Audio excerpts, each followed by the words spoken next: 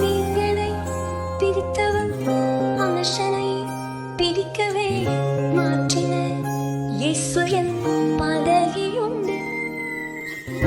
நிச்சயம் ஒரு நாள் மறுதலிப்பேன் என்று அறிந்தும் அழைத்தவர் அருகிலுண்டு. நாம் வீசும் அலைகள் எல்லாம் ஒருமையாய் வந்தாலும் இன்னும்